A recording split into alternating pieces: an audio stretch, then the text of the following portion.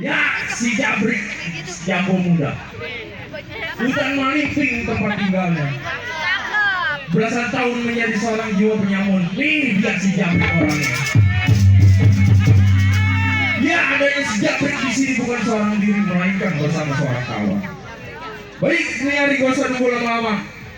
Sebelum sang perkawan kira rugi pendapat sebagaimana mestinya.